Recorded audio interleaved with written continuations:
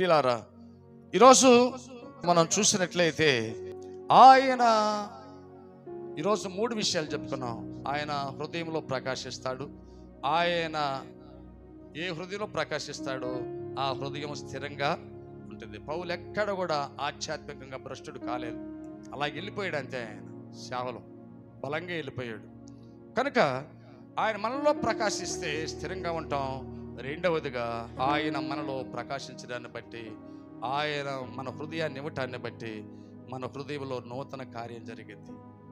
ఇప్పుడు దాకా చెప్పుకుంటూ వచ్చింది అది. రండి, యెహెజ్కేలు గ్రంథము 36:26 మనందరికి తెలిసినటువంటి నూతన హృదయం మీకు ఇచ్చేదను, నూతన హృదయము మీకు ఇచ్చేదను, నూతన స్వభావము మీకు కలుగజేసేదను, రాతి గుండె మీలో నుండి తీసివేసి మాంసపు గుండెను నీకు ఇస్తా. నూతన హృదయం ఇస్తాడంట. నూతన స్వభావాన్ని, అంటే నూతన హృదయం నీకు వస్తేనే నీ స్వభావం మారింది. అర్థమైందా? నూతన హృదయం నీకు వస్తేనే నీ స్వభావం మారింది. నీ పాత హృదయంతో, పాపపు మస్టుతో, కరుడు గట్టినటువంటి హృదయముతో నీ ఉన్నప్పుడు నీ హృదయంలో ఉన్నటువంటి దానిని బట్టి నీ స్వభావం అనేది కూడా ఉంటుందని గమనించండి. ప్రియమైనటువంటి పిల్లలారా, దేవుడు ఆహ్వానిస్తామన్నాడు. ఇశ్రాయేలు ప్రజలకు తెలియజేసిన దేవుడే ఈరోజు సంఘానికి తెలియజేస్తామన్నాడు. నీకు నేను నూతన హృదయాన్ని ఇస్తాను రా, నూతన స్వభావాన్ని ఇస్తాను రా. ఇంకెంత కాలము నువ్వు రాతి హృదయంతో ఉంటావు? ఎంత కాలము నీ హృదయంలో ఆ రాతి స్వభావము? మాంసపు హృదయాన్ని ఇస్తా. దేవుడు ఎందుకు ఎప్పుడు హృదయాన్ని కోరుకుంటాడు. దేవునికి స్తోత్రం. నాకు అన్ని వాక్యాలు ఇష్టమే. కొన్ని వాక్యాలు చాలా ఈరోజు కూడా ఆలోచించుకుంటా ఉన్నా. సామెతల గ్రంథం 23:26లో నా కుమారుడా నీ హృదయాన్ని నాకు ఇవ్వమన్నాడు. ఏది అడగలేదే? తీసేసుకుంటావా రాతి స్వభావాన్ని? బాగుంటే ఉంచుకో. బాగుందా రాతి స్వభావం? బాగుందా? పాపమే బాగుందా? పాపంలో ఆనందించటం మీకు బాగుందా? ఆనందించు. దాని యొక్క పరివసానం ఏంటో తెలుసా?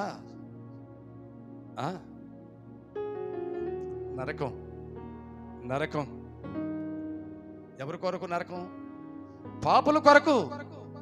హెల్ అంటే ద ప్లేస్ ఆఫ్ పనిష్మెంట్, అది శిక్షించేటటువంటి స్థలం. అందుకనే పాపులారా, దిమనస్కులారా, మీ భయంకరమైన పాప భూయిష్టమైనటువంటి కార్యకలాపాలు విడిచిపెట్టి నా తట్టు తిరగమని దేవుని యొక్క వాక్యము అనేకుల్ని ఆకర్షిస్తా ఉంది. కనుక నూతన హృదయము నీకు ఇస్తాను, నూతన స్వభావము మీకు కలుగు చేస్తాను, రాతి హృదయం మీలో నుంచి తీసివేసి మాంసపు హృదయాన్ని ఇస్తానన్నాడు. అదే ఆ యెహెజ్కేలు గ్రంథము 18:21 ప్రభు మాట్లాడుతూ ఉన్నారు. మీరు జరిగించిన అక్రమ క్రియలన్నిటిని విడిచి, అక్కడ నుంచి చదువునాన్న, మీరు జరిగించిన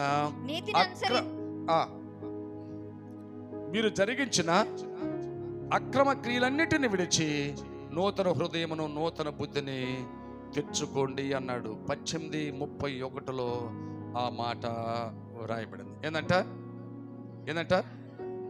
మీరు జరిగించిన అక్రమ క్రియలన్నిటినీ విడిచి. రాతి హృదయ స్వభావంలో నీ ఉన్నప్పుడు నువ్వు అక్రమ క్రియలు జరిగించావు. క్రమము కానిది అక్రమం, అక్రమ సంపాదన, అక్రమ సంబంధం, ఇలాన్నీ కూడా క్రమం తప్పిన ప్రతిదీ కూడా అది అక్రమమే. రాతి స్వభావంలో, రాతి హృదయ స్వభావంలో నువ్వు ఉన్నప్పుడు ఏదైతే నువ్వు అక్రమంగా ప్రవర్తించావో దాన్ని తొలగించుకోమంటున్నాడు ప్రభు. అంటున్నాడు, మీరు జరిగించిన అక్రమ క్రియలన్నిటిని విడిచి నా దగ్గరికి రండి, నూతన హృదయమును, నూతన బుద్ధిని తెచ్చుకోమని ప్రభు అన్నాడు. తెచ్చుకుంటావా నూతన హృదయాన్ని? రాయిలాగా ఉండిపోయాడు దావీదు. చలనం లేదు, గుట్టు చప్పుడు లేదు, ఇంకేం పర్లేదులే, నేను చాలా రహస్యంగా చేశాను పాపం, ఎవరు చూడలేదులే. దేవుడు కూడా మరిచిపోయాడు అనుకున్నాడా? ఈ అభిషక్తుడు చాలా అద్భుతంగా ఆ కావ్య గ్రంథాన్ని వ్రాసినటువంటి ఈ మహా గొప్ప కవి, దేవునికి హృదయానుసరణని పిలువబడినటువంటి ఈ వ్యక్తి ఎందుకు అంధునిలా ఉన్నాడు? అంత సున్నితమైనటువంటి స్వభావం కలిగినటువంటి దావీదు హృదయం ఎందుకు కరుడు కట్టినటువంటి రాయి వలె అయ్యింది?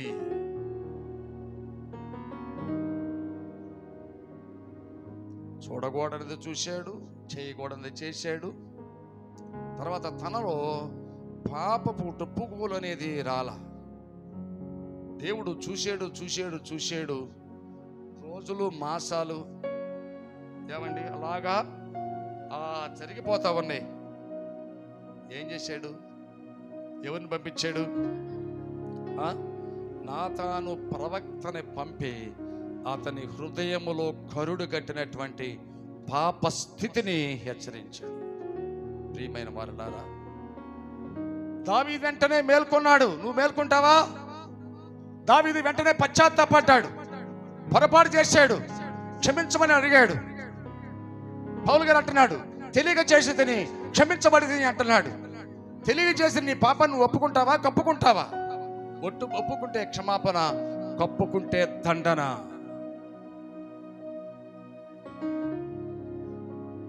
ఇప్పుడు దావీదుకి ఏం కావాలంటే కరుడు కట్టినటువంటి రాతి స్వభావ లక్షణాలు కలిగినటువంటి, ఎంత కరుడు కట్టిపోయిందండి, ఎలా రాయి అయిపోయాడండి ఆయన.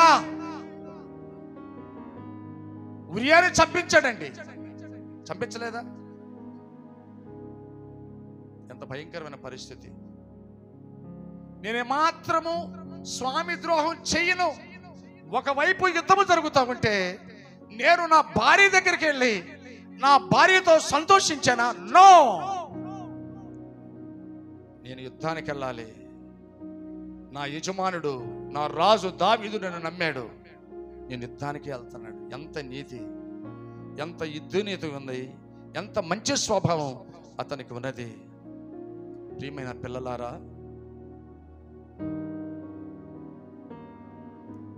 కరుడు కట్టింది దావీదు హృదయం. కొన్నిసార్లు దేవుడు కూడా మనల్ని చూడలేదు అనుకుంటాం. పాప లక్షణాలన్నీ అలాగే ఉంటాయి. నిజమండి, పాప లక్షణాలన్నీ అలాగే ఉంటాయి. ఆయన చూడలేదు అనుకుంటాం, ఆయనకి తెలియదులే అనుకుంటాం. దేవునికి కూడా మస్కా కొట్టడానికి మనము ప్రయత్నం చేస్తాం. యవన కాలమంతా నే వృద్ధుడనైతే చేయరాని దుష్కార్యము చేసినాడనైతే. యవన కాలమంతా నే వ్యర్థుడనైతే చేయరాని దుష్కారము చేయువాడనైతే.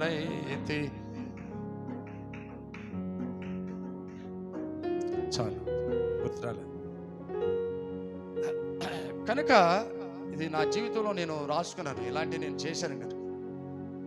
పాపంలో కొనసాగుతున్నటువంటి నన్ను నీ కౌగిలిలో చేర్చుకుని నన్ను కాపాడేవే.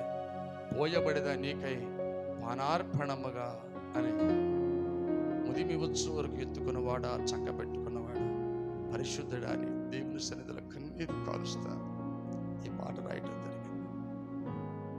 ప్రియమైనటువంటి దేవుని బిడ్డలారా, మోసకరమైన హృదయం ఎంత డేంజర్ తెలుసా? నీలో ఉన్న హృదయం నిన్ను మోసం చేసింది కదండి. క్షణంలో పడిపోయేలాగా చేసింది. నేను మోసపోతున్నానని కూడా తెలియదు. హృదయానుసారుని హృదయాన్ని మోసం చేసింది పాపం. ఎవరు హృదయానుసారుడు? హృదయానుసారుడని దేవాది దేవుడు ఒక సర్టిఫై చేసినటువంటి దావీదు హృదయాన్ని కూడా మోసం చేసిందంటే ఇక నీ హృదయము నా హృదయాన్ని ఎంత తేలిగ్గా అది దొంగలించగలదో ఒకసారి ఆలోచన చేయమని ప్రభునామములో తెలియజేస్తున్నాను. ప్రియమైన వాళ్ళారా, అందుకని హెచ్చరిక కదండి. ప్రభు చిత్తమైతే రేపు ఇదే అంశాన్ని తీసుకుంటాను. నీతి మంతులు గద్దించుట, నాకు తైలాభిషేకం అనే అంశాన్ని తీసుకోవాలనుకుంటున్నాను. గద్దింపు, తైలాభిషేకము, దాంట్లో కూడా ఈ అంశం వస్తుంది. అందుకని దీన్ని ఇంకా నేను లోతుగా వెళ్ళటానికి ఇష్టపడట్లేదు. ఎప్పుడైతే మరి నాతాను ప్రవక్త ద్వారా తన తప్పును గురించి దేవుడు హెచ్చరించాడు. వెంటనే ఇక సిద్ధపడ్డాడు. దావీదు వలె ఇంకెవరైనా పాపంలో ఉంటే సిద్ధపడండి. ఇప్పుడు మీ హృదయాలను సిద్ధపరచుకోండి. ఇప్పుడు లైవ్ లో చూస్తున్నటువంటి ప్రియమైన పిల్లలారా, మీరు సిద్ధపడండి. దావీదు దేవుని పాద సన్నిధిలోకి వచ్చి 51వ సంకీర్తన 10వ వచనములో దేవా నాయందు శుద్ధ హృదయము కలుగజేయుము, నాయాంతరంగములో స్థిరమైన మనసును ఘనముగా పుట్టించుము. నీ సన్నిధానములో నుండి నన్ను త్రోసి వేయకుము, నీ పరిశుద్ధాత్మను నా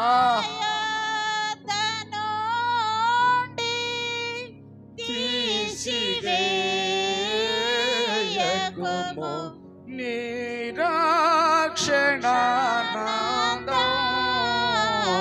ఓ నా కుమారులా పుట్టించుము.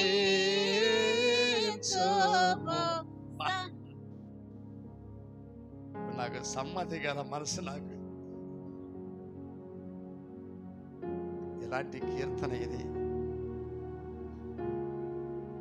ఈ పాట పాడుతున్నప్పుడు దావీదు హృదయం ద్రవించబడింది. దేవా అని సంబోధిస్తున్నాడు ఈ కీర్తన. ప్రారంభం వచ్చిన కూడా దేవా అంటున్నాడు. దీని ఎంత అవివేకం, ఎంత నీచ స్వభావం కలిగినటువంటి వాడు. నా కొలువులో దాసుడుగా ఉన్నటువంటి వ్యక్తి భార్యను పాడు చేశాను. నేను తప్పు చేశానని నీ పాద సన్నిధికి రాలేదు. హెచ్చరించే వరకు నా మనోనేత్రాలు తెరవబడలేదు.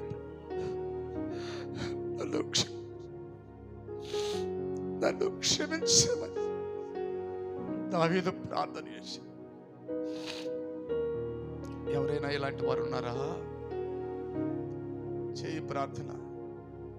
దావీదు వలె పశ్చాత్తాప హృదయాన్ని నాకు కలుగు చేయమని ప్రార్థించి, నా అంతరంగములో నూతనమైన మనసు నాకు కలుగు చేయ. నేను చెడిపోయానయ్యా, నేనే నీ ఎదుట పాపము చేశాను ప్రభువా అని ఏ విధంగా ఆయన ఒప్పుకున్నాడు. హిమము కంటే నన్ను తెల్లగా కడుగయ్యా, ఈ శోభతో నన్ను శుద్ధి చేయి ప్రభువా అని దేవుని పాద సన్నిధికి వచ్చి గోజాడాడు. నేర్చుకో గోజాడటం. ఆ కఠినమైన రాతి స్వభావం పోవాలంటే ఇంత కన్నీరు కావాల్సి వచ్చింది దావీదుకి. ఒక్కసారి చేసిన పాపపు ఆ పాపం పరిహరింపబడాలంటే ఎంత కన్నీరు కావాల్సి వచ్చింది.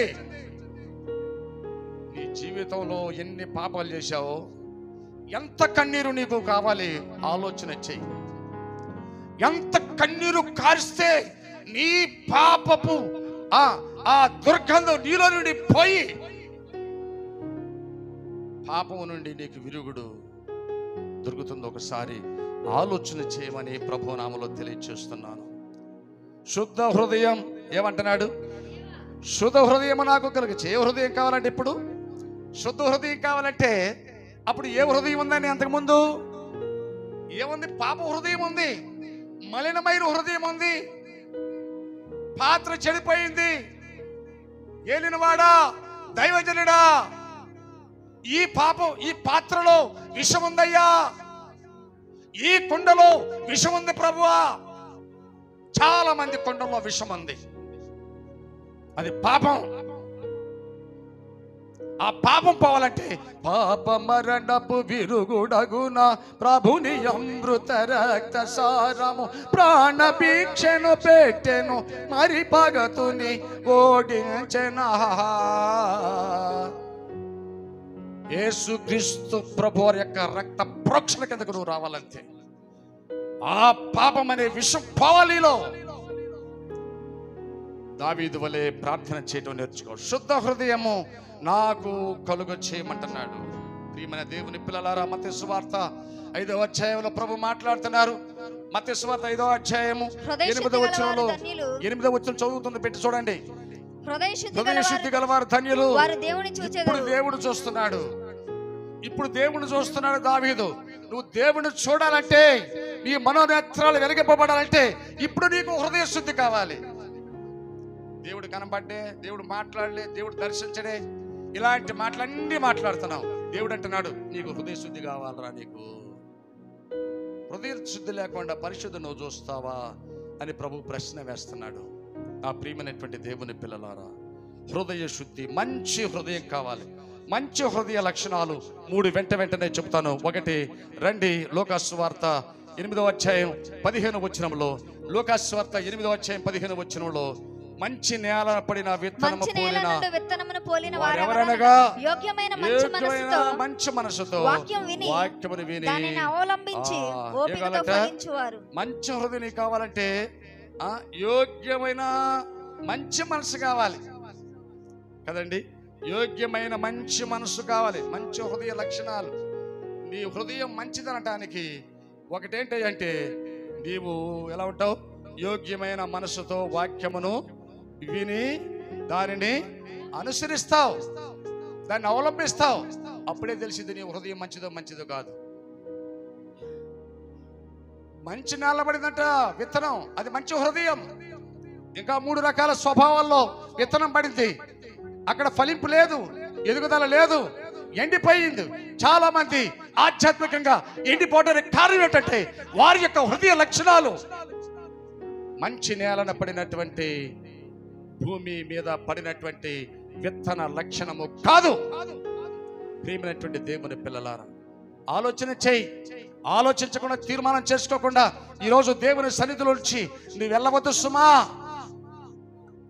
నీ హృదయం మంచిది అనటానికి నువ్వు మార్కులు వేసుకో. 3 మార్కులు, 3 విషయాలు చెబుతా. 3 పదులు 30 మార్కులు. ఈ 30 మార్కులు వస్తే నీ హృదయం మంచిదే. ఒకటి ఏం కావాలంటే యోగ్యమైన మంచి మనస్సు నీకున్నదా. రెండవదిగా రండి 34వ సంకీర్తన 18వ వచనంలో, 34వ సంకీర్తన 18వ వచనం, విరిగిన హృదయము గల వారిని యెహోవా ఆసన్నుడు. విరిగిన హృదయము గలవారికి యెహోవా ఆసన్నుడు, నలిగిన మనసు గలవారిని ఆయన రక్షించు. ఏమంట? ఎవరికి ఆసన్నుడంట? విరిగిపోయిందని హృదయం, విరిగిపోయిందని హృదయం. విరుగని మేఘం కురువదు భూమిలో, పగులని నేల ఫలముల నీయదు. సిలువలో నాకై విరిగిన దేవా, సిలువలో నాకై విరిగిన దేవా, ఇశ్రాయేలుగా మలసుము నన్ని ధరలు, ఈ ధరలు విరిగిన మనసే నీకు ప్రియము. యేసునాదా, యేసునాదా, యేసునాదా.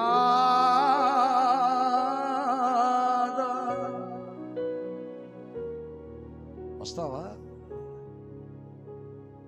నీ హృదయం మంచిది అని నువ్వు మార్కులు వేసుకో. ఒకటి, అది యోగ్యమైందిగా ఉంటే 10 మార్క్స్ వేసుకో.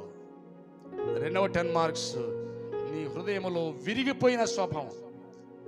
దావీదు హృదయం విరిగిపోయింది అన్నాడు లేదా?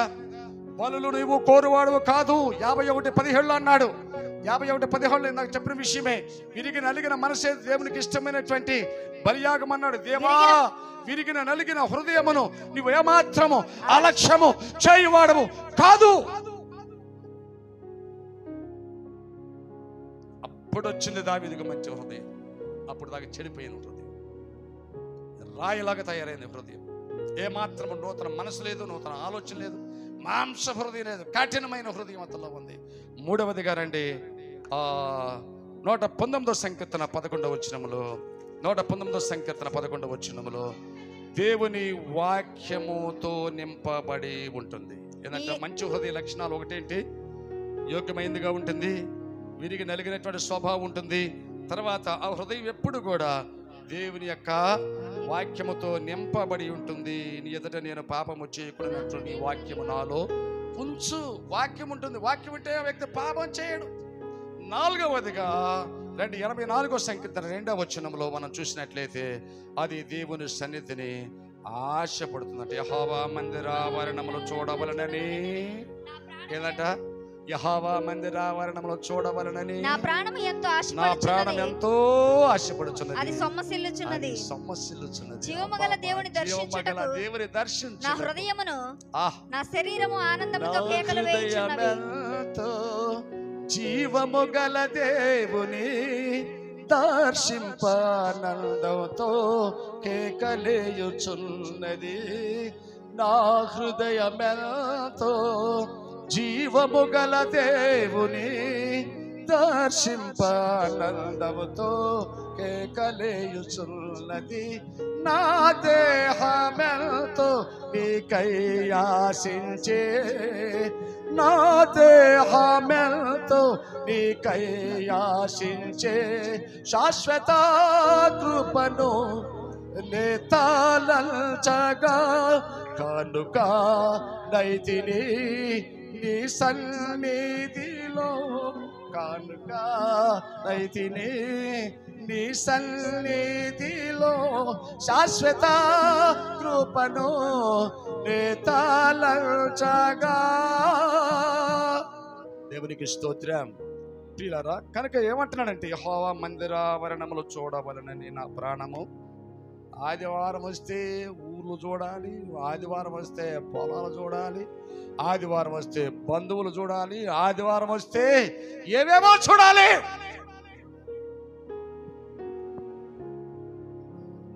భక్తుడు అంటున్నాడు, నీ మందిరావరణములు చూడవలనని నా ప్రాణము ఎంతో ఆశపడుతుంది. అది తృష్ణగొందయ్యా. అంటే ఆ మందిరములో ఎంత మేలుందో, ఆ మందిరములో ఎంత ఆశీర్వాదం ఉందో ఎరిగినటువంటి వాడు భక్తుడు. ప్రియదేవుని పిల్లలారా, 40 మార్కులకి 30 మార్కులు అన్నారుగా, 40 మార్కులకి ఒకటేంటి? నీ హృదయం మంచిదైతే, ఒకటి అది యోగ్యమైనదిగా ఉంటుంది. నీ హృదయం మంచిదైతే అది విరిగి నలిగినటువంటి స్వభావంతో ఉంటుంది. మూడవదిగా నీ హృదయం మంచిదైతే దేవుని వాక్యముతో నింపబడి ఉంటుంది. నాలుగవదిగా నీ హృదయం మంచిదైతే దేవుని సన్నిధి అంటే ఆశపడుతుంది. ఈ 4 లక్షణాలు నీలో ఉంటే 40 మార్కులు వేసుకో, నువ్వు 100% పాస్ అయినట్టే. రాతి హృదయంలో నీలో పోయినట్టే, నీకు నూతన హృదయం వచ్చినట్లే. అలాగే ఉంటానికి పరిశుద్ధాత్మ దేవుడు తన కృపను మెండుగా గ్రహించును గాక. ఆమేన్. సమస్త జ్ఞానమునకు మించిన దేవుని సమాధానం యేసుక్రీస్తు వల్ల మీ హృదయములకు తలంపులకు కావలియండి, కాచి కాపాడి సంరక్షించును గాక. ఆమేన్.